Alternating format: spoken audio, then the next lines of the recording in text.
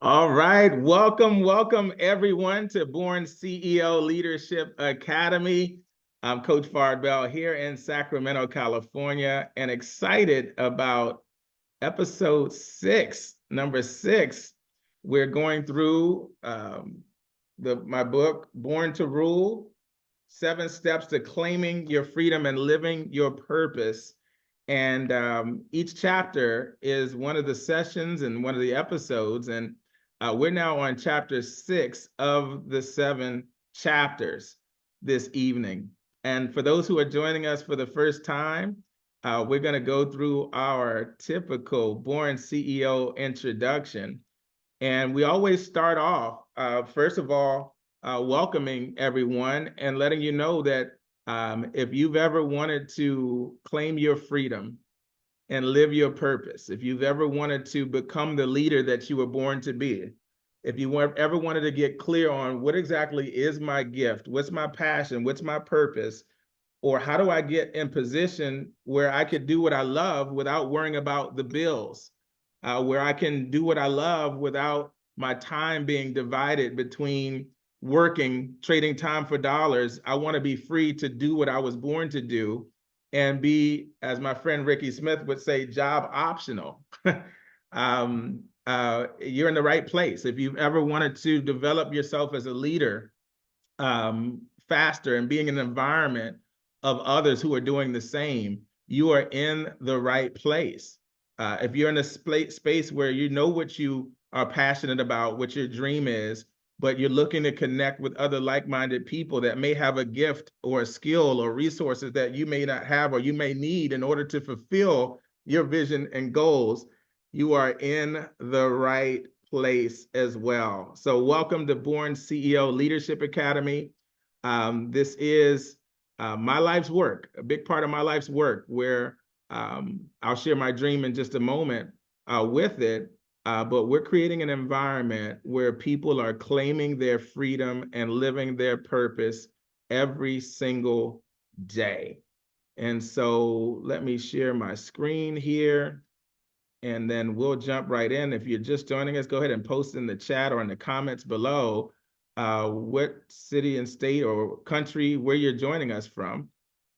Soon we're going to have people from every country joining us and sharing from all over the world. As the word gets out about what we have, that is the nature of the Born CEO movement. People are looking for this. They just don't know that it exists. And so I'm about ready to share my screen. There we go.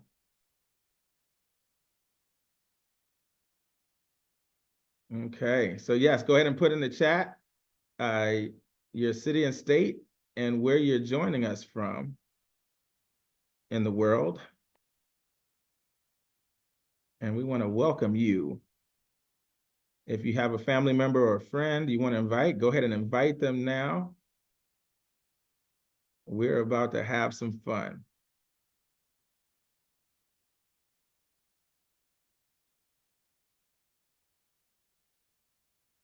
All right.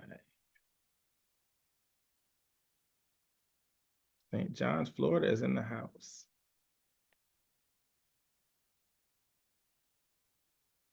Here we go. All right. So welcome to Born CEO Leadership Academy. We're all about becoming financially free, but most importantly, becoming who you were born to be, serving your gift to the world.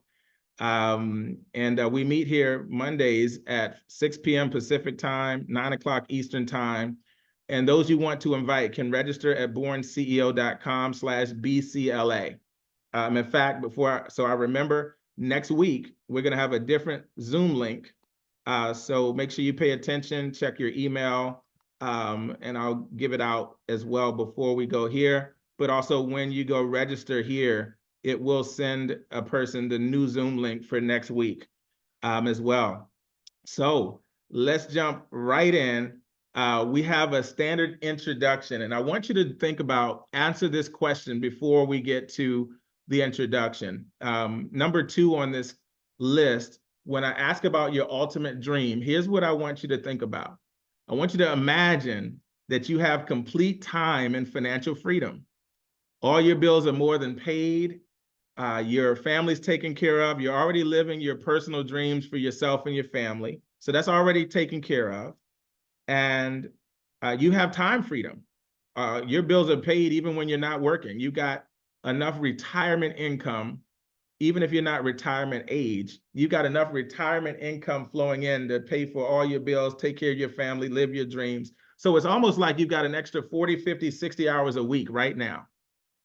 The question I want you to think about, the part of your dream and what I'm calling your dream, is for the world, your gift to the world. Meaning, if there was only one thing you can do to make a positive impact in this world using your gifts, who would you serve and what problem would you be solving? What problem would you be solving in this world? What would you dedicate your life to? And who would you be serving? So that's what I want you to talk about when you get to number 2. Based on whatever that is, what does that look like? And the more you talk about it, think about it, process it, the clearer you're going to get. So don't worry if you don't have a perfect answer right now. Every time you come back and share, it's going to get a little bit more clear. So I'll go first. All you're going to do is read these 4 sentences and fill in the blanks with your own name instead of mine. So I'll go first. My name is Coach Fard Bell, and I'm the born CEO of My Life Incorporated. My ultimate dream is to build an organization where millions of people have discovered their gifts and they are serving their gifts to the world. My goal this year is to empower a dozen or more families who are free and serving their gifts to the world. Once again, my name is Coach Fard Bell, and I'm the born CEO of My Life Incorporated. Who's next? Jump right in. Just answer these 4 questions and fill in the blanks. If you've been here before, please go first so those who are new know how it goes. So I'll go. My name is Selena Scott, and I am the born CEO of My Life Incorporated. My ultimate dream is to take care of the homeless people, and I will be going back and getting the house. I'm just so excited all the time. I'm gonna go back, and my pastor passed away, and we have property. So we have 2 churches, a hotel, we have a school, we have so much stuff, houses that are already established.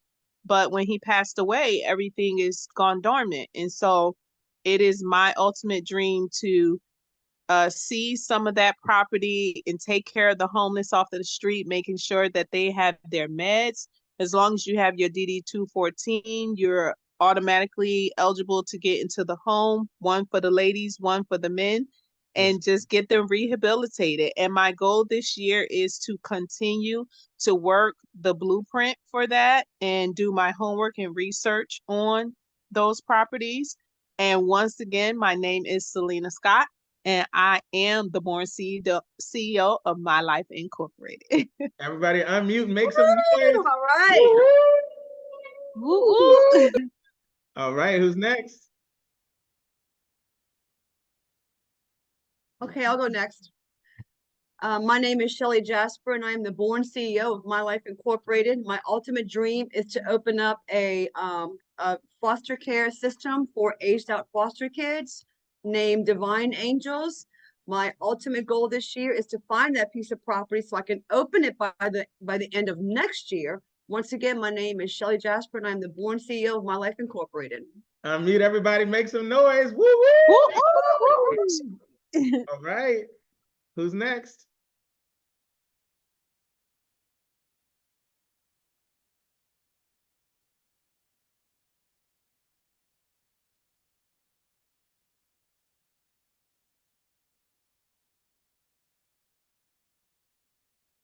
If you haven't gone yet, it's your turn.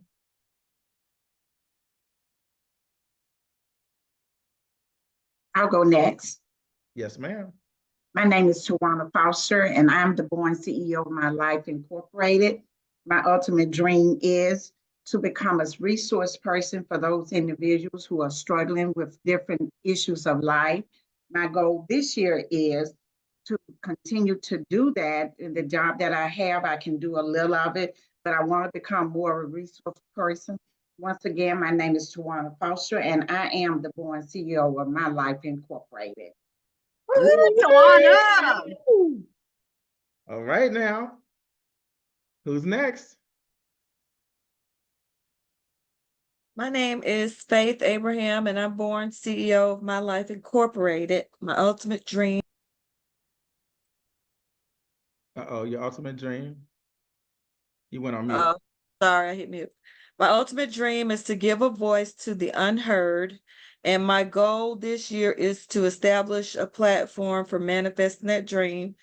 Once again, my name is Faith Abraham, and I'm the Born CEO of My Life Incorporated. Woo, woo, All right, Faith. woo. I hear that clarity. Come on now. Anybody else? I'll go. My Yeah. name is Evelyn Gavino, and I'm the Born CEO of My Life Incorporated. My ultimate dream is to create a center for divorced women to find their confidence back and find their purpose in life. And my goal this year is to find 5 people to help me with this dream. Again, my name is Evelyn Gavino, and I'm the Born CEO of My Life Incorporated. All right, unmute, make some noise. All Woo, woo, right. woo, woo, woo, woo. Oh, Evelyn. Thank you. Anybody else? All right, going once, going twice, 3 times. Here we go. All right. So tonight we are in chapter 6 of the book. For those that are just joining us, we have recorded these sessions. They're available in the Born CEO Movement Facebook group, also on our YouTube page, but inside of the Born CEO Movement Facebook group, each of the episodes is there for you to catch up. We're going through the chapters of my book, Born to Rule, 7 Steps to Claiming Your Freedom and Living Your Purpose. And so episode 1, we went over chapter 1, which was about the being born CEO, become the queen or king of your domain. And number 2, we went over the O, which stands for own your choices and the power of how to really own your choices. Number 3, we went over the R, which stands for rule your time. Number 4, we went over N, which is never stop growing into the leader you were born to be. Number 5, we went into last week, clarify your vision and your plans. And today we are in chapter 6, which is about executing your plans. One of my favorite authors is Dr. Napoleon Hill. And 2 things he's known for saying. One of them is whatever your mind can conceive and believe, it can achieve. Whatever your mind can conceive, if you can conceive it in your mind, and then you can believe it, it can achieve it. Your mind can achieve it. One that's not on the screen here is from the great Paul J. Meyer, one of my billionaire mentors. He was a billionaire philanthropist. And he said, whatever you vividly imagine, ardently desire, sincerely believe, and enthusiastically act upon must inevitably come to pass.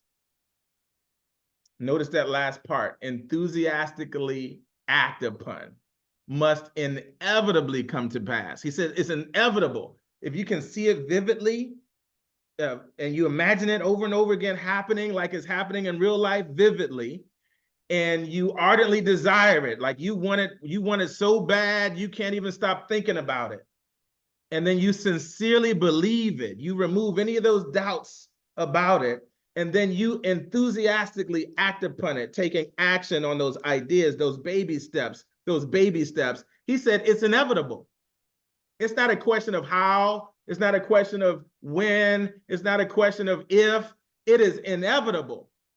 And if you look up his life, the great Paul J. Meyer, he's known as the grandfather of the personal development industry. This gentleman, I mean, I've never met a human being more accomplished in anything he set his mind to. He had a formula for success. He broke fitness records in his senior years. He had an amazing family. He had an amazing spiritual life. He had an amazing marriage. He had amazing health. He had amazing finances. He had, they named the Baylor University Business School after him. Charities, his life's work. Whatever he went after as a goal, he accomplished it. Even things that weren't even in his lane. If it was exciting for him and he went after it, he had a formula for success. So when he says, whatever you vividly imagine, ardently desire, sincerely believe, and enthusiastically act upon must inevitably come to pass, folks, that's something to pay attention to. And then finally, Napoleon Hill said, action is the real measurement of intelligence. Wow. Action is the real measurement of intelligence. That's a powerful statement to make. So today is all about action, executing your plans. So many times people say they have a dream, they say they have a vision, they say they have a goal, but then they don't take action. They don't take action on it. They get, how many like me, how many have ever had like you said, man, that's $1 million idea. Anybody ever had a brilliant idea? Like you're like, oh my gosh, that's $1 million idea that you never made $1 million on. Talk to me, put a 1 in the chat if you can relate to that.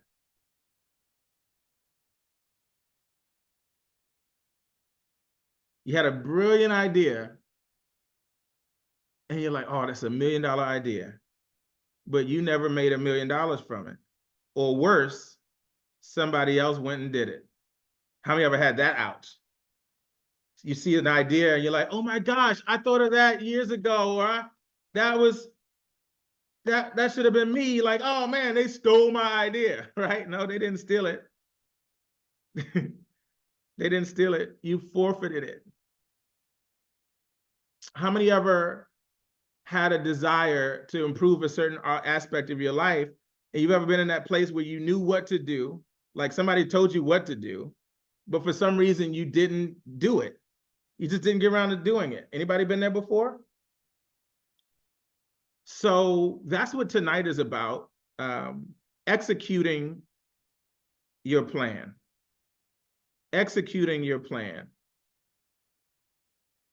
And so let's talk about it. What is it that keeps people from acting on the dreams? Every week we come here, we talk about our dreams, we talk about our goals, we talk about our plans to execute, our plans to bring them into fruition. What is it that keeps people from taking action, from executing the plan? What are some of the struggles? Because I know I've had struggles. Go ahead and raise your digital hands for me or post it in the comments. What are some of those things that keep people from implementing? Go ahead, Ms. Scott. Give us a quick 30 seconds or so. Yes, I had already put in the chat. The 3 things I had already posted in the chat was fear, money, and support. A lot of times, you might have the idea. It's so many things, my personal life, that even now, I just wonder, where could I be if I had a support system? Where would I be if I had the finances? Even still, that is one of the main things. It's not even so much fear for me, because I have the boldness to do it. I've always, I don't know. I ain't trying to be funny, but just God just built me like that. And that's one of the things why people don't like me. And that's sometimes why people won't help you. You know what I mean? It's just crazy. But listen, God help those who help themselves. So just because you don't help me don't mean I'm not going to do it. It might take me longer to get there, but I'm still going to do it. Because if I have that hunger, that thirst, that passion, or that nug and tug that won't leave me alone, that's called the Holy Ghost, then that means it's still for me. It's still for me. You might get there before me because you might have support. You might have the means. You know what I mean? But that's all right. I'm not hating on you. I'm going to still celebrate you. But baby, listen, I'm going to get mine. Payday's coming after a while. You hear me? Stick and stay until you get your pay. I digress. Love it, love it. So fear, how many can relate to that? Fear holds us back. Where's the money going to come from? Where's the support that I need? I love it. Who's next? And in your words, you might have some of the same answers, but a different description. So we still want to hear from you, Miss Abraham. Yeah, it's really interesting that I recently delved into this quite a bit. And as I mentioned previously, I've been taking a bunch of personal development and other training over the last few years. And one of the things that I learned was limiting beliefs that whatever I did was never going to be good enough. The other thing I learned was I didn't have the right circle. I needed to upgrade my circle and expand my network. And so those were two key elements that I've been working on for the past, like I said, couple of years. And I'm beginning to see some momentum by being able to realize those two things. It was one more, but I don't want to take too long. If there's a chance later, I'll share it. Do you remember it? If you do, go ahead and share it now. Okay, you'll come back. Okay, absolutely. That's powerful. The right circle. How many have ever can look at different parts of your life or seasons in your life where the circle you were a part of had more influence on you to not take action than they influenced you to take action? Can anybody relate to that? Put a number 2 in the chat or wave your hand at me in the air. Yeah, that's a big one. There's a question I used to ask myself, I learned to ask myself, and that is this group of people taking me closer to or further away from my dream? That one question changed my life. Changed my life in college. It helped me make wise choices because it's a clear answer. There's no ambiguity. Is this group of people taking me closer to or further away from my dreams? Closer to or further away from my goals? And whatever the answer was, I had a decision to make. If the answer is closer to, this might be someone or a group of people that I need to spend more time with. If the answer is further away, this may be someone or a group of people I need to spend less time around. Let's talk about it. Who's next? What are some of the things that keep people from taking action towards their goals and dreams? From your experience, your observation, and in your words.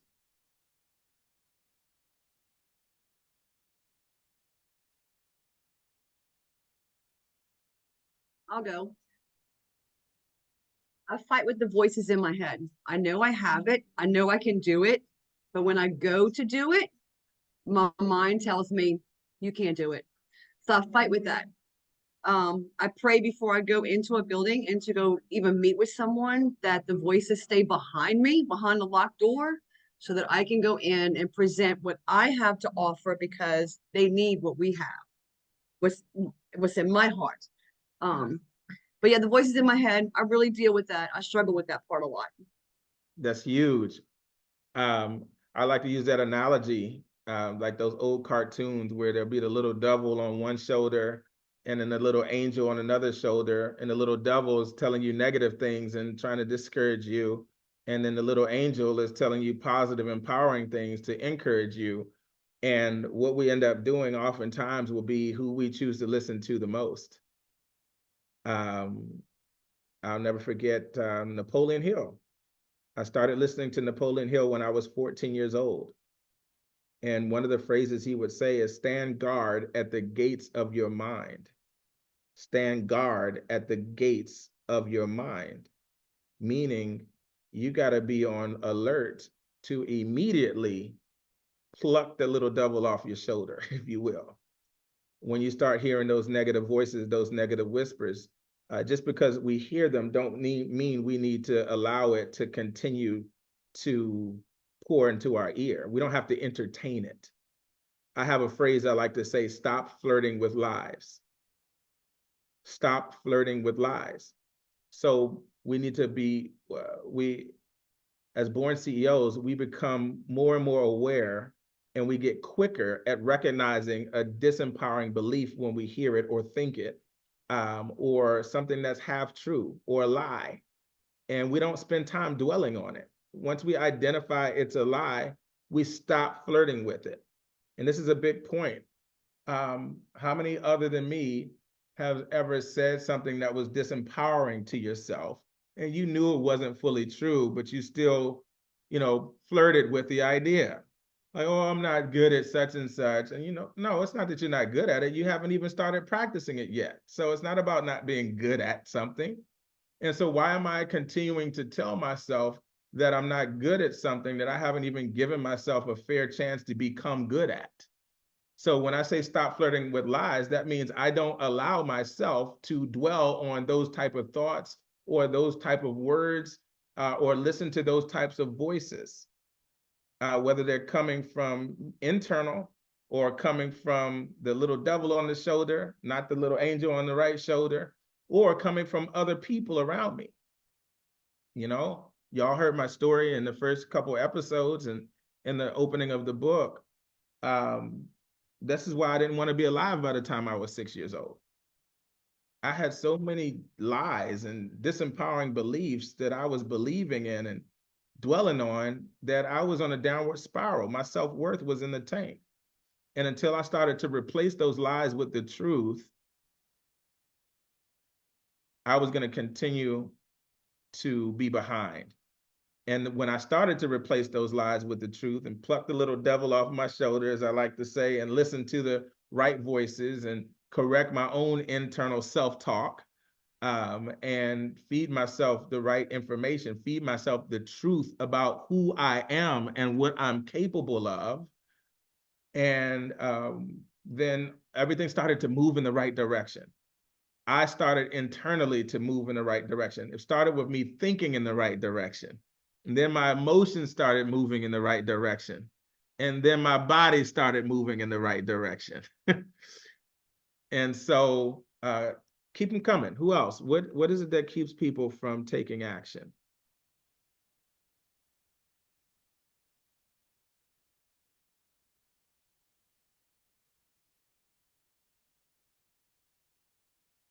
Procrastination. Ooh. Tell me about it. You able to unmute? Okay, that was me again. I have a habit of procrastinating, so I've started to put that with I've been on a 90-day run since January, since I went to Myrtle Beach. And so a 90-day run in your business? yes. Okay. And also the Bible, different things like myself. I've been doing my Bible every day, 90 days, trying to finish it within 90 days. But the procrastination, I had to put that aside because I will come up with excuse after excuse to procrastinate and not do it. And I keep on saying, what you procrastinate today, someone's going to pick up. What you procrastinate for tomorrow, someone's going to pick up today. And what's the cause of the procrastination, do you think? What causes people to procrastinate? For me, I know it's my fear. I'll start getting scared and say, oh, I'll do it later. And I'll put it away when I get better, when I could do better. That's big. I can relate to that. Anybody else, right? How about comfort zone? Does that ever? I could input on that. Who's that? If I could add to that conversation, I recently read an article that described procrastination as a result of the inability to control our moods. And I thought it was extremely informative, that it's a mood disorder that causes us to engage and indulge in procrastination. I'll see if I can grab a link to it and stick it in the chat, but it was particularly enlightening. And I felt that it really tapped into the truth and the root of procrastination. It said it's none of the things that we've been taught it is, but it's the inability to control or direct or be in command of our mood. So I'll try to get that link. That's so good. We're going to talk about that a little bit tonight, because that's something we can get stronger at. That's something we can develop a muscle around. It's so good, so good. If you can put it inside of the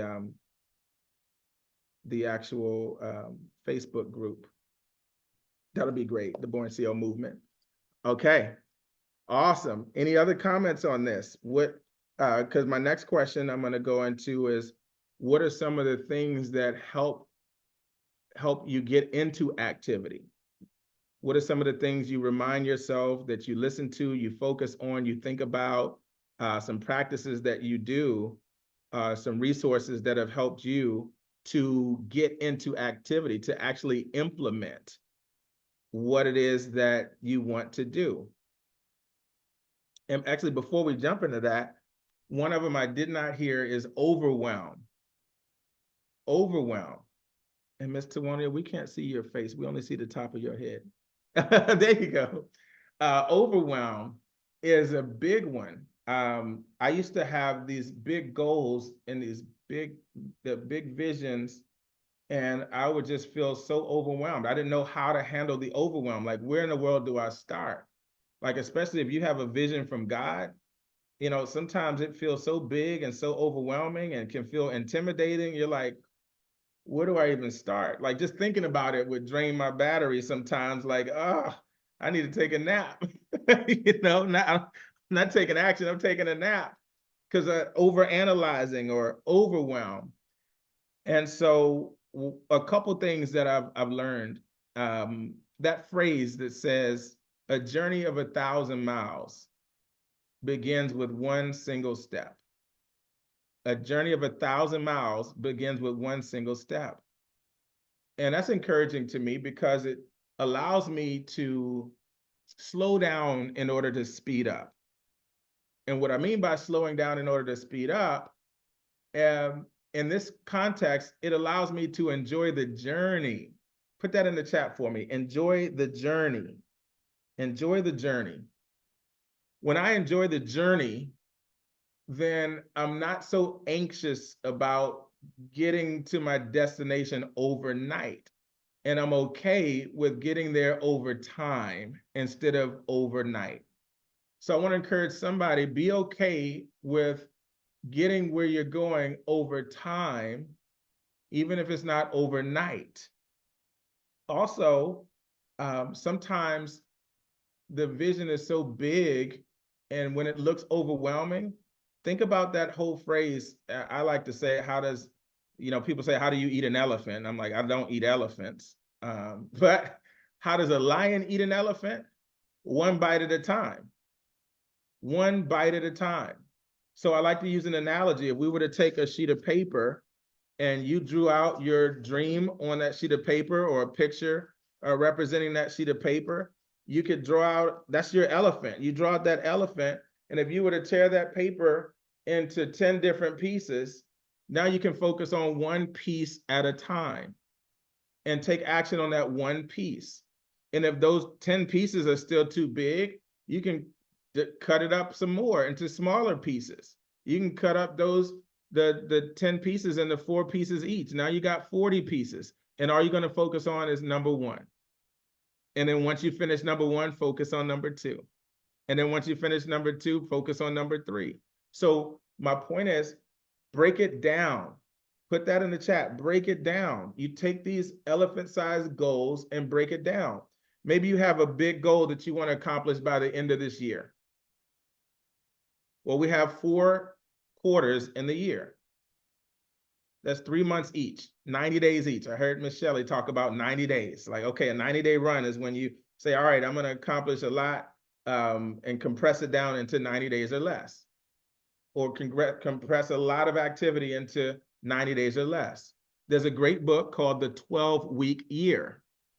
How to accomplish more in 12 weeks than most do in 12 months. Powerful, right? So that's compressing time frames down. So if you take a 1-year goal, for example, or let's say it's a 5-year goal, 5-year vision, 5-year goal, and then you break it down. Okay, how much can I accomplish in this next 12 months?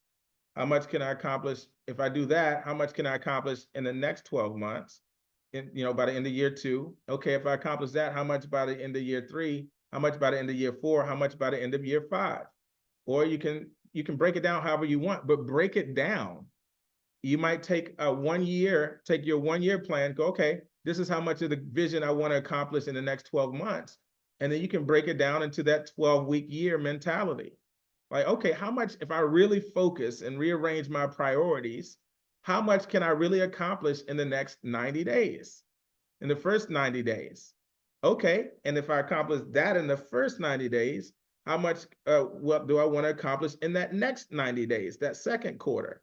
And then how much do I want to accomplish by the third quarter? And then how much by the fourth quarter? So you accomplish what you plan to accomplish. We're breaking it down. Then you take the 90 days, you can break that down. Okay, we got 12 weeks. If you're using the 12-week year philosophy, and you got 1 week left to celebrate and recover afterwards before the next 12-week year, the next 90 days, we can go, all right, how much of that do I want to accomplish within each of these 3 months, right? Each of these 4 sets of 4 weeks. And then you can break that down within a week. How much do I want to accomplish per day? And then you can break that down even smaller. Okay, how much do I want to accomplish per hour? Okay, what about 15-minute time blocks? And so you'll find that you can take something that seems impossible to achieve when you first look at it, and you can break that bad boy down so much to where you go, wait a minute, if all I did was this little bit every single day, I could accomplish this massive goal over the next 12 months, over the next 5 years. In fact, most people overestimate what they can accomplish in 1 year and underestimate what they can accomplish in 3 to 5 years. And most people overestimate what they can accomplish in 3 months and underestimate what they can accomplish in 12. So these are some of the things that have helped me over the years to take action, to get into action. Put in the chat, baby steps. Give yourself permission to take baby steps around your dreams and your goals. One of the stories I share in the book, I'll never forget. I had this, one of my goals was to retire by the age of 25 years old from corporate America, so my time would be free to pursue my life's work. I love how the great Dr. Miles Monroe says it. He says, you can retire from a job, but you never retire from your calling. You never retire from your purpose. You never retire from your gift. You never retire from your life's work. And so I wanted to get money out of the way as an issue as fast as possible so my time would be free to live my life, to fulfill my purpose, right? And so when I found out about the concept of being able to create retirement income before reaching retirement age, I went, that's my ticket right there. So I set this elephant-sized goal to find a way to create enough retirement income by the age of 25 that I wouldn't have to work for money for long. And so I remember looking at different plans, looking at different options, looking for mentors. And I went to this seminar when I was 16 years old, and it was a real estate investing seminar. And they had a plan for creating early retirement income through having rental properties. And I was thinking maybe this could be my plan. And at the end of that free seminar, they said, if you would like for us to go through our whole system and teach you step by step how to accomplish this, we have a 3-day workshop coming up. We've got a whole system spelled out for you. And it was only $2,000, $20,000 worth of value. We're going to give it to you for $2,000. Anybody ever been to a seminar like that? And I was so inspired, and I wanted to invest in that program so bad. The only problem was I was exactly $2,000 short of $2,000. But I knew better than to say I cannot afford it. I knew to say, how can I afford it? And so I'm searching, I'm thinking, how can I make enough money to where I can pay for this course. I don't have a job. I'm not old enough to really get a job, or at least not while I'm in school. So what can I do? What can I do? And then this idea popped in my head. The idea popped in my head, and I had a reminder of an experience that I had in elementary school that I had blocked out of my mind completely. And I remembered when I was a little kid in elementary school, my friends would always get off of the bus in Washington, D.C., and they would go to a convenience store and buy candy before going to school. And I didn't have money for candy. I was that kid that used to put 100 pennies in the bus and try to wait till all my friends weren't around and schoolmates, so they didn't see me putting 100 pennies from a Ziploc bag in the bus, because we had to scrape together pennies for me to get to school. And so I never had any extra money, and I wasn't supposed to be eating candy anyway. So one day I was walking and I found a quarter on the ground, and I had an extra 25 cents. And so I remember thinking, oh man, maybe I could give one of my friends 25 cents and they can give me some candy. So I went into this store. It was like a CVS, called People's Drugstore back then. And they had these little straws with like Kool-Aid in them called Pixie Sticks, if anybody remembers those. Like these little straws with Kool-Aid in it, and you would pour it in your mouth to eat it. It's like sugar. And I asked one of my friends, I said, hey, if you buy a pack of Pixie Sticks, I'll give you a quarter if you give me like 3 straws. And my friend said, no, I want to get something else. But a couple of them said, we want Pixie Sticks too. So why don't you get a pack of Pixie Sticks and we'll give you a quarter. And I'm like, y'all sure? Because that's my bus fare. This $1, this is my bus fare home. So I need y'all going to give it to me, right? They say, yeah. So I bought the pack of Pixie Sticks. It was 2 for $1. Back then it was like 50 in a pack. And I got 2 packs for $1. And next, I'm happy. I got my Pixie Sticks. They give me a couple quarters. So fast forward, I'm at recess playing on the playground and I'm running, and I feel this big jingle in my left pocket. And I'm like, why is my pocket way heavier than normal? And then I reach down in my pocket and I have a handful of quarters and I have a bunch of dollars. I had $11 in my pocket. Now, I didn't know how and why this happened, but I realized I wasn't paying attention to how many people kept giving me a quarter for 3 more straws of Pixie Sticks. I had turned $1 into $11 by accident, and I still had a bunch of Pixie Sticks going. And so that was my first experience with making a profit, and it scared me to death. So much so, I went, oh my gosh, my mom's gonna find out I bought candy. So I got rid of all the candy, I got rid of the money, and I blocked it out of my mind completely. Well, fast forward, here I am now, years later, and I want to figure out how can I afford this $2,000, and that memory came back to me. And I went, oh, what if I do that on purpose this time? And so that turned into me, I bought a box of cake from the grocery store, baked the cake, sliced it up.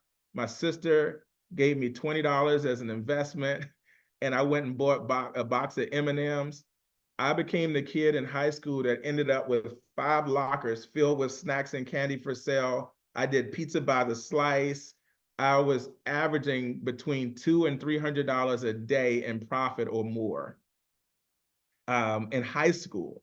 And then it became, I became the treasurer for the band, raising money for the band trips and raising money for the junior class. All of that came from me acting on the idea. And so that was a powerful lesson for me. And that lesson was, it's not enough to have a good idea. It's not enough to have a good plan. But I learned to act on it, just take action. And all I did was take a baby step and another baby step and another baby step. And I gave myself permission to take these baby steps. And I learned so much in the process. Not only did I learn how to create a whole income stream, not only did I learn that even though I was shy, there was a way for me to still make sales without being a salesperson. I learned how to overcome my fear of acting on my ideas. I learned what was possible for me. I learned how to negotiate. I mean, I started learning so much. And this is the same time where the term born CEO emerged. The first time I ever said that word born CEO is when I started having people ask me, how did you learn all this? What are you doing? Like, how are you making all this money? Teach me. And I went, wow, why don't they teach us these principles in school? And I wrote on my AOL page, which was like the Facebook of the time, I wrote, we're all born CEOs. Some of us just haven't incorporated. We're all born CEOs. Some of us just haven't found the right coaching. And so I learned about taking action. It's okay to be bad before you get good. I learned how to overcome procrastination and just do it now, think later. That's one of those phrases. You can write that down. Do it now, think later. Do it now, think later. That was a huge mantra that helped me get in the habit of taking action before I could talk myself out of it. Do it now, think later. Should I do it now or later? Yep, do it now, think about it later. I said I wanted to do some push-ups. Do it now, think later. I had to drop to the floor, do my push-ups, and then think about if I want to do them or not. It's too late to procrastinate. So let's open up the lines. What are you picking up from this in terms of taking action? What are you picking up? What are some of the things that have helped you? Let's talk about that. Taking action on the plan. Who wants to share first? I know that with mine in the procrastination and taking action, I've been making a list the night before, and I have to complete the list or at least 3/4 of the list before the night is up. And so far I've got like 2 left on my list, but that's one way I've learned to try and kick procrastination. That's huge, powerful. All right, who else? What are some of the things that have helped you get into action, take action? So for me, go ahead. Yeah, one of the things that I discovered with me is that I fight a chronic illness. And what I found out helped me beat procrastination is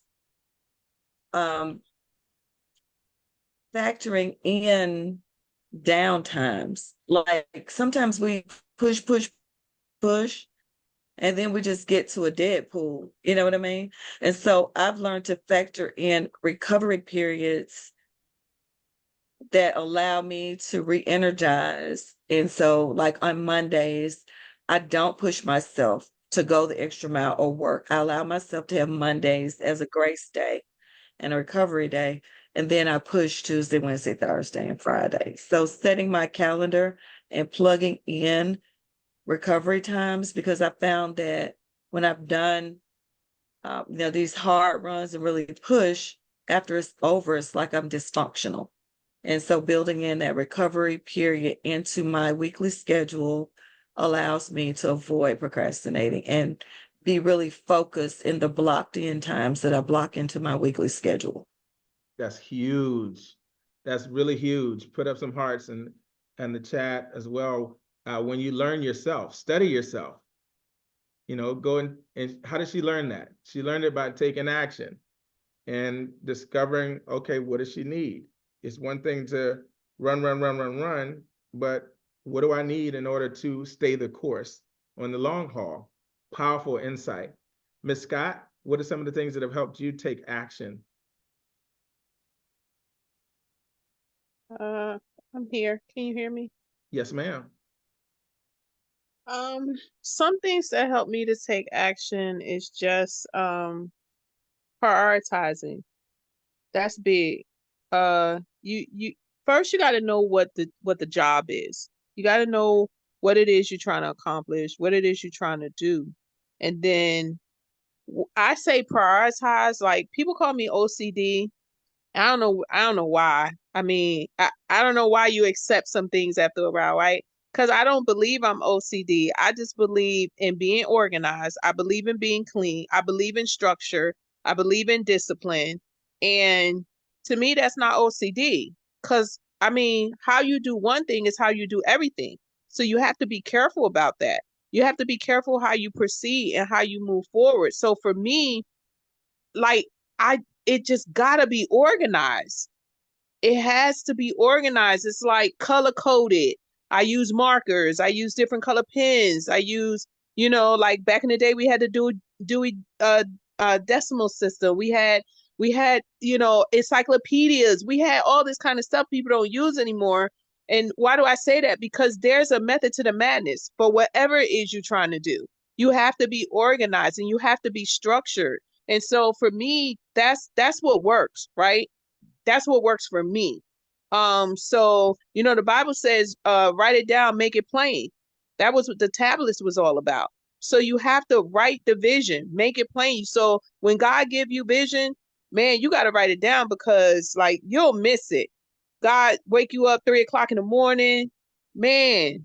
Like, so it's so many different things. I mean, but if you don't write it down, you're gonna lose it. I promise you. Like, and that's why a lot of times we miss out, because when God give you something to do and you don't move on it, that window is gonna close. That window of opportunity, it will close, and He'll give it to somebody else. He'll give that vision, He'll give that dream, He'll give that assignment to somebody else who's not scared, right? So I sing too, right? But now that is one area I do not know why, because I promise you, I blow hard. And, I've had many opportunities, or I've had several where people have heard me sing and they try to, want to bring me on board. My husband say no. So I missed out on those opportunities. But there are times, that's the one thing with me singing. But why did I bring that up? Because in church, it has happened. It will happen to you. God will give you something to do. And if you scared and you get paralyzed, He'll what? Right before your very eyes. He'll show you the discipline. He'll teach you. He'll show you how to move. That's why, like right now with my dreams and my goals, with the homeless and everything, I'm so excited. I'm so elated, y'all. First, I'm humble because it's way bigger than me. Coach, you was talking about being scared. Like it just be too much. You be overwhelmed. Well, with me, when God give me something, I get excited. It excites me. And I be like, okay, God, what we doing? How we doing this? You know what I mean? And because I know He got me. You know what I'm saying? Especially when it's bigger than you, like this assignment now that I have to do with the homeless. This blows my mind, but I'm still excited. And it's like a little kid in a factory, because He keep giving me these Hansel and Gretel breadcrumbs, and I'm looking for them. I'm looking for them. So you have to be listening to God. You have to be slow to, and I know I talk a lot, but believe it or not, I am quiet. Sometimes, a lot of times I'm quiet because I can't believe it. But you have to be quiet, and you have to hear that still small voice of God when He speaks. And not only that, you have to be because I've learned, He's taught me. You have to learn how to move. See, that ties right back into when I was in church and I didn't do what He said, and then He give it to somebody else. Or even like feeding the homeless. I've been out here feeding the homeless, and I've been the Bible says that He will allow you to entertain angels. Woo. Be careful. You're going to entertain angels underwear. And, so I remember the first angel I saw. And man, listen, God have allowed me to be in the presence of angels. And I know the angels, because angels don't move that fast. And you know what's another thing I noticed is that He used old people. And I'm just saying, for me, they be old people, but when you turn around and you look back and they gone, come on now. And I'm looking, I'm driving all over the parking lot. There's been several different instances, and I'll be like, oh my God. Or like, if He tell me to give them the food, and I'll be like, I'm hungry. I don't know, right? I'll be like, they ain't even gonna be there no more. Absolutely. Man, the man be still standing there. But I digress, y'all. I'm just saying, be led of God, be sensitive to hear, or you have to prioritize, right? The Bible says, write it down, write the vision, make it plain. So you have to write it down. So that's what I'm working on right now with the blueprint and all the information God has given me. of how this is all going to come into fruition. You know, you Awesome. have to write it down because you'll forget it. I digress. I'm quiet. Powerful, powerful. Put up some hearts, everybody. Getting organized, breaking it down. And I like how she said, you know, not organizing to the point of inaction, but organizing to the point of taking action. And those are two different things right there. Powerful. Miss Evelyn, are you still with us?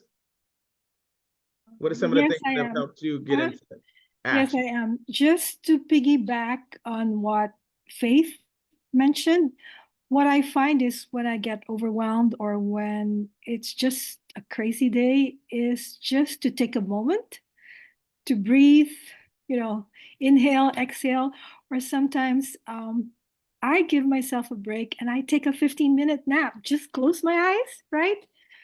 And that allows me to function better. So just, even if I have something else going on and I find that, oh, I have 20 minutes, I'll just sit down, close my eyes, just do nothing, kind of empty my brain if I can. And that kind of helps during the day. Awesome. So huge. Thank you for sharing. Put up Thank some you. hearts, everybody. Anybody else? What helps you get into activity? Take action. What helped me take action is, again, what Evelyn and Faith has said. I've learned how to not be busy all the time, but to relax. And I too let my mind go blank. But the main thing is that I'm learning how not to let other people and things cause distractions and interruption in what I need to do. And if I can master that, then I can move forward. Awesome. Love it, love it, love it. All right. Anybody else? Yeah, I have found that I'm such an introvert, and just learning about how to collaborate and partner with the right type of support is huge for helping you take action, because sometimes it's easier when you do something with a partner. And so using someone to be my expert or someone to be my support in an interaction a lot of times will help me to go ahead and take those steps. And it's a form of accountability as well, but even more than the accountability, opening yourself up to collaborate. And I took another training earlier in the year, and one of the things that they taught was finding people with parallel um, occupations or vocations to what you're doing, and finding ways that the two of you can partner. And that has really been huge with increasing my readiness to move forward on different things. That's I huge. hope I said that clearly. Yeah, you did. A couple things. One, the importance of having accountability partners, workout partners in different areas of life towards your goals and dreams. Who are the people that they have a dream, they have a goal, and you all decide, hey, let's keep each other on track. It may not even be the same thing. It may be the same thing or may not, but you might connect with some people here in BornCEO Leadership Academy and go, hey, let's check in on each other this week. Here's what I'm being accountable for. I'm holding myself accountable for this week. I'm going to report to you. What do you want to be accountable for this week that you can report to me? And the key to it is not to find out if we did it or not. The key is to make sure we do it so that by the end of the week, we don't look up and it's too late. It's too late, and so that's a piece I really want to leave us with today, is making sure that you don't run out of time. And here's something that really stirs me up. When I was in school, there were two types of quizzes. My favorite quiz was the quiz that had 100 questions. Now, my mom was really serious about academics. She was a straight A student when she was growing up, even though she went through so many things in life. So those values passed down to us, and bringing home a B was not like that's not acceptable, right?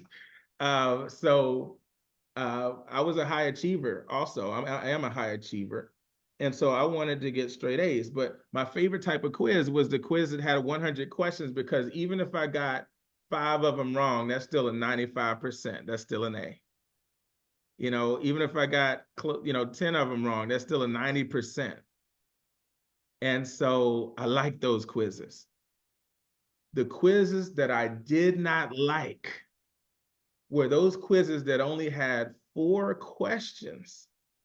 Y'all ever seen a quiz like that? Only 4 questions. The reason why I didn't like a 4-question quiz is because one question was worth 25% of the grade. So even if I got one wrong, the most I could score was a 75. That's not an A or a B. Is that even a C? And don't mess around and get 2 of them wrong. That's 50% of the grade. That's an F. So I used to dread those 4-question quizzes. Why do I bring up the 4-question quiz? Because 1 year is like a 4-question quiz. We have 4 quarters, only 4 quarters to get it right. Whatever it is that we want to accomplish in a year, there's only 4 quarters. First quarter, January, February, and March. Second quarter, April, May, and June. Third quarter, July, August, and September. Fourth quarter, October, November, and December. A year is like a 4-question quiz. So the person who procrastinated, didn't get clear on their goals before coming into 2024, the person who didn't map out their plans and put workout partners in place, accountability partners in place, and break it down into baby steps and found a way to keep themselves inspired and taking action, it's already March. So for the person who's been off track and doesn't have anything in place to keep them on track, they don't have an environment like this to keep their goals and dreams in front of them, to keep their head in the game, to keep them moving forward, to surround them with other people serious about their goals and dreams, their purpose, their calling. Guess what? A whole 3 months can pass by, and that's 25% of the grade. Now, if you find yourself in that position, we don't quit the whole year, throw the whole year away because we lost a month or two or lost a week or two. Life happened, things happen. No, it's what can we accomplish towards the goal and the dream? What can we accomplish toward the dream and the goals? So we can look back and go, man, hey, I don't know about the first few weeks of the year, but you know what? I made the most of the rest of March. And now I'm set up for a good second quarter. And now second quarter, all that momentum sets me up for a great third quarter. And all that momentum sets me up for an even better fourth quarter. So there's only 4 quarters in a year. But here's what else I use to keep myself urgent. Because the temptation is to think I have plenty of time. In fact, that actually irks my nerves when I hear a seasoned person tell a young person, oh, don't worry about it. You got plenty of time. That's the worst advice ever. You're telling that it's one thing to say, hey, enjoy yourself, enjoy the journey while you figure it out. But that seed of you got plenty of time, you're setting that person up for procrastination. And then they look up 10 years from now, 20 years from now, 30 years from now, 40 years from now, and they're like, where did all the time go? Well, somebody told you that you had plenty of time and you believed them. Please stop telling young people that. I'm glad I didn't buy into that. I didn't have plenty of time. We don't know how much time we have, first of all. Secondly, I need a sense of urgency. I'm glad I had a sense of urgency to figure out my purpose. I'm glad I had the gift of urgency to figure out what I was going to do with my life. My dad gave me one of the best gifts he could ever give when he said, when you're 18, you're on your own. So figure out what you're going to do now. What if he said, hey, don't worry about it. You can always come home. Whether he meant it or not, that was not what I needed to hear. If he'd have said, oh, you can always come home no matter what you do, what kind of urgency would I have had? I felt like I needed to figure it out, not now, but right now, what I was going to do by the time I turned 18. And that gave me an advantage. And that ended up leading me to making some wise choices, thinking about my future earlier. So I say all that to say, give yourself a sense of urgency. And I'm not talking about anxiety and stress, but in a way that can inspire you to not buy into the fact that I have time to wait until the last minute. Another one is that there are only 4 quarters in a month. A month is like a 4-question quiz. The 7th of the month is the first deadline. The 14th of the month is the second deadline. We're coming up on the second deadline of this month in 3 days. The 21st of the month is always the third deadline, the third quarter. And the 28th of the month is always the fourth deadline, the fourth quarter. If there are any more days other than that, that's like overtime in a game. Bonus time to get extras on the scoreboard. But with that mindset, it gives me an urgency. I don't have until the end of the month because I'm focused on what do I need to accomplish? What am I going to accomplish by the 7th? So I don't have a month to wait until the end of the month to accomplish my purpose goals, my business goals, my personal goals.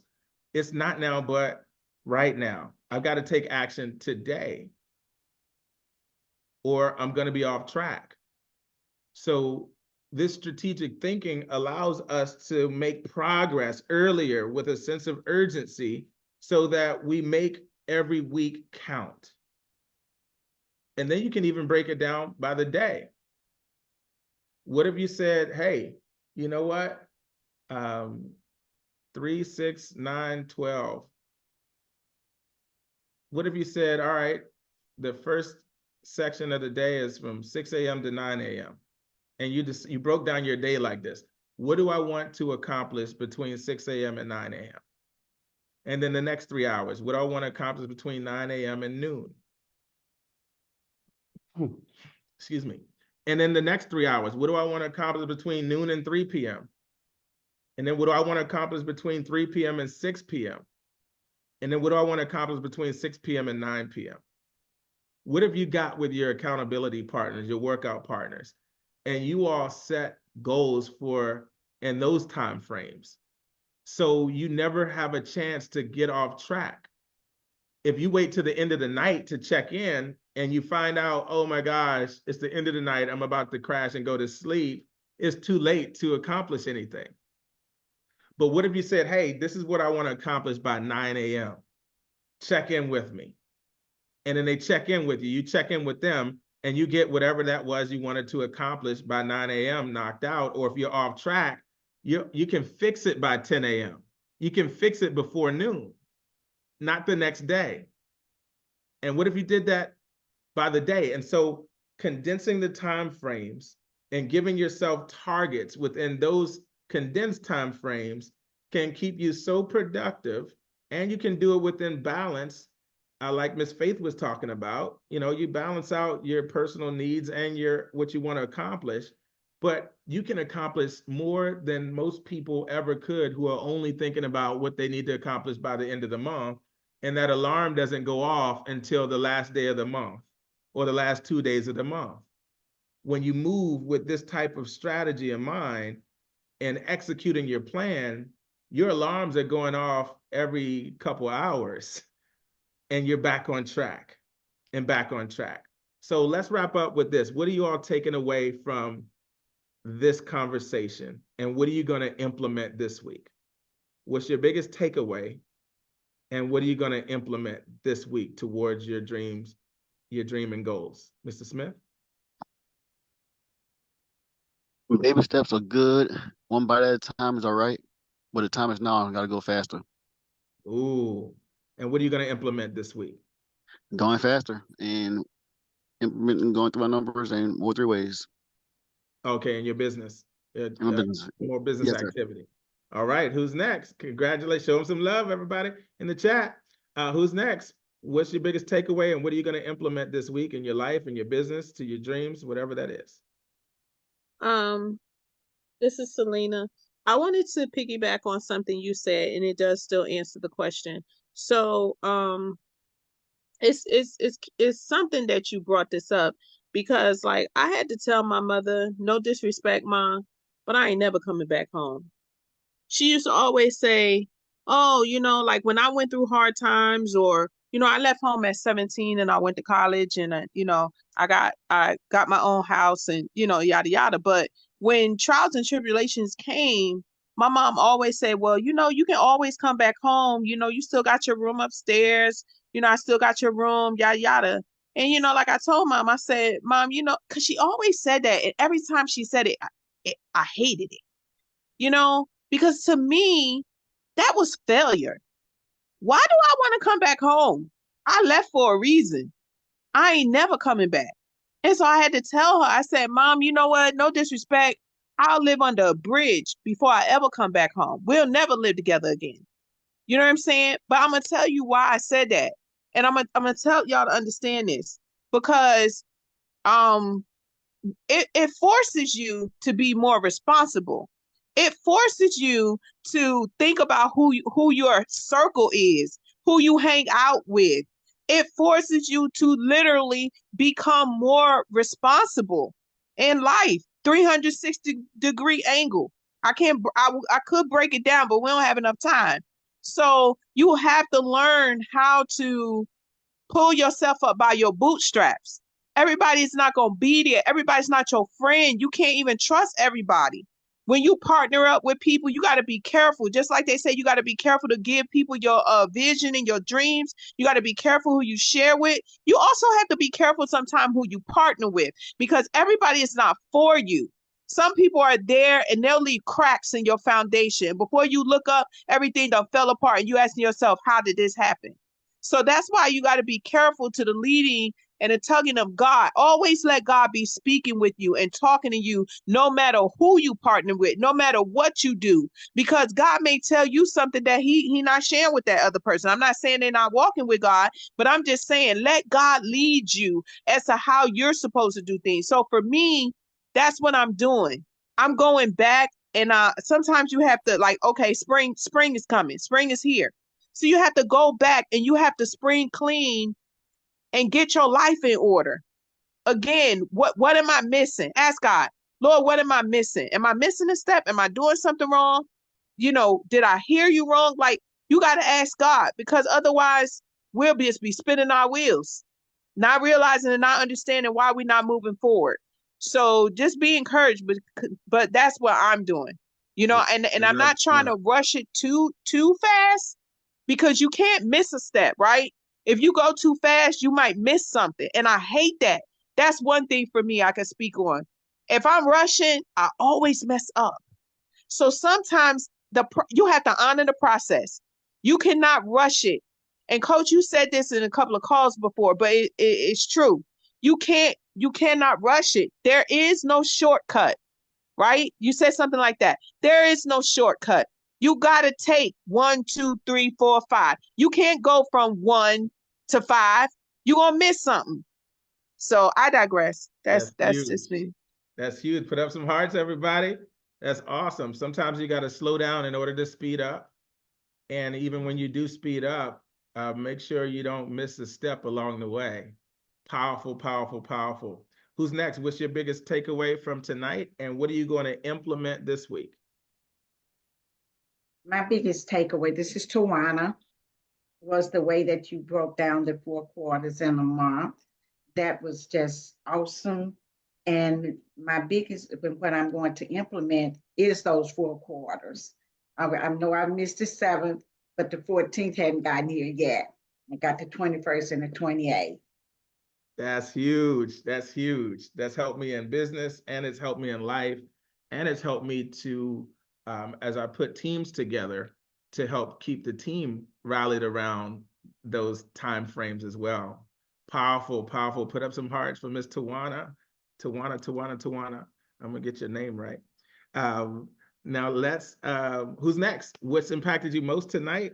And what are you going to implement this week?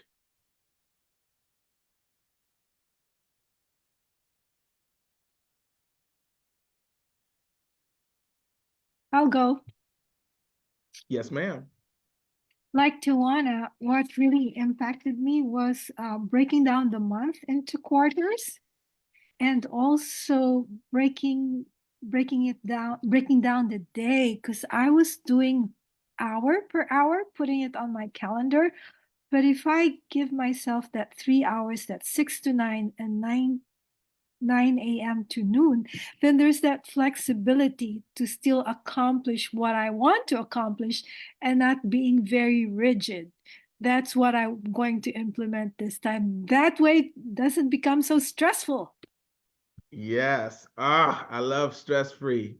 That's huge. Show some love for Miss Evelyn. Thank you. You're welcome. Who's next? What's your biggest takeaway tonight, and what are you going to implement this week, Miss Jasper? Yeah, I'll go. Well, the biggest takeaway was, like I said, the voices in my head.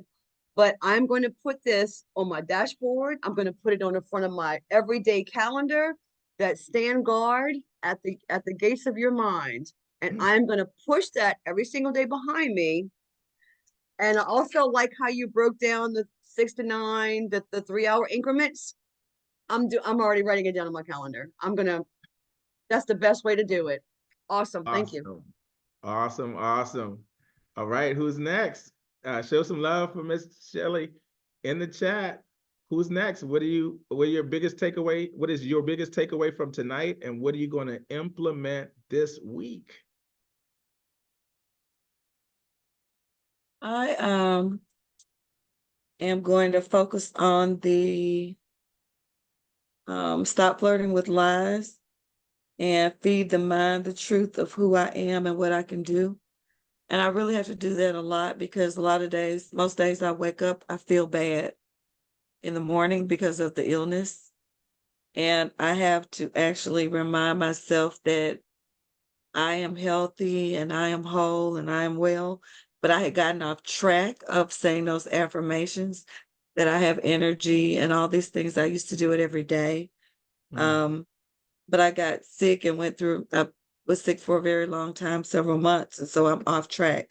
So I'm going to go back to that, stop flirting with the lies and feeding my mind the truth of who I am and what I can do. And I'm going to start with that tomorrow morning again. Huge. Put up some hearts for Miss Faith. And for anybody that this might be helpful for, maybe as soon as you wake up, turning on something that reminds you. For example, there's a book called The Power of Positive Thinking by Norman Vincent Peale. Norman Vincent, what's his last name? Or maybe there's Peale. Yeah, it is Peale, because I have it out of my shed Okay, somewhere. thank you. It didn't sound right for some reason, but yeah, Norman Vincent Peale. And it's on YouTube. You might even be able to pull up some affirmations or declarations you like on YouTube. That way, as soon as you wake up, you can hit play. And now you got external stimulation as well as what you have internally. Or maybe record yourself sharing your declarations, and then playing that recording as soon as you wake up, or whatever it is. What do you want to read, watch, listen to? Sometimes I utilize external stimulation, especially if I'm not feeling well. I'll strategically put things outside of me, around me, to get my thinking in the way I want it to go. So if I'm not feeling strong enough to direct my thoughts and emotions to where I want them to be, I'm wise enough to listen to somebody who can. So if Jim Rohn is going to be an inspiration for me, I'll play Jim Rohn and let him say the things to me that I'm not feeling strong enough to say to myself. Or Dr. Miles Monroe on YouTube, anything by him, especially on leadership or purpose or kingdom. I listened to several of his videos over the weekend from your suggestion last week, and it was very empowering and energizing. Oh man, yes. The right voices. There's a YouTube channel called Motiversity with people like Eric Thomas, the motivator, and other motivational voices. You know, I'll play that. It gets me going.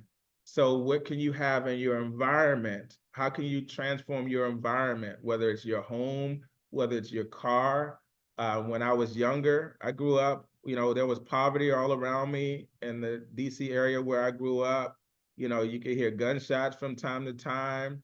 You know, didn't know what I was going to see when I walked out of the apartment all the time. But I created my own environment.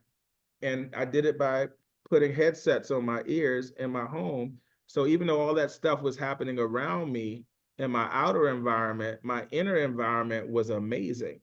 I had the right voices in my ears. I had my headset on. I had audiobooks playing. Today we got YouTube and all these different resources, but utilize those external um, factors to help drive your internal self-talk, your self-image, your mindset, as well as what you do from the inside out. So hopefully that helps somebody as well. Anybody else? What's your biggest takeaway from tonight and what you're going to implement this week?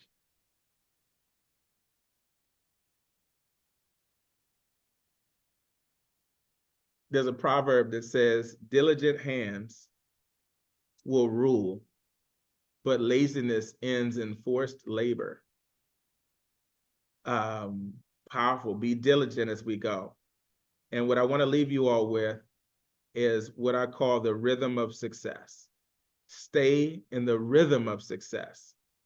So I come from a music background, and as I'm thinking about this, I'm having flashbacks of being in the marching band.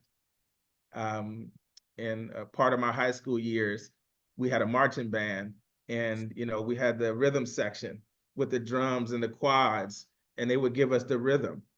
And what I found in life that two ways that people approach success. One way is by force, anxiety, stress, you know, grinding it out. And there's a place for that. There's a season for going into a 90-day run or a 90-day grind or whatever season of time, like, hey, I'm gonna take this year and I'm gonna accomplish 3 years worth of stuff into 1 year or 10 years worth of activity in 1 year. I'm kind of doing that this year.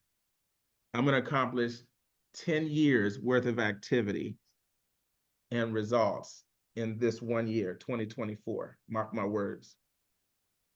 And in that process, the one way is to be grinded out all the time, though, you know, just always grinding. That's one way to do it. I'm not interested in that way. The other way is what I call the rhythm of success.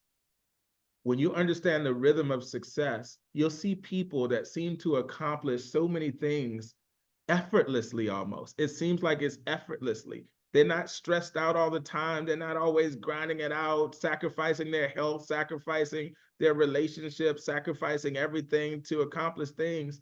And it's like, how are you accomplishing all that? And it seems effortless. Those are the people who have discovered their rhythm for success.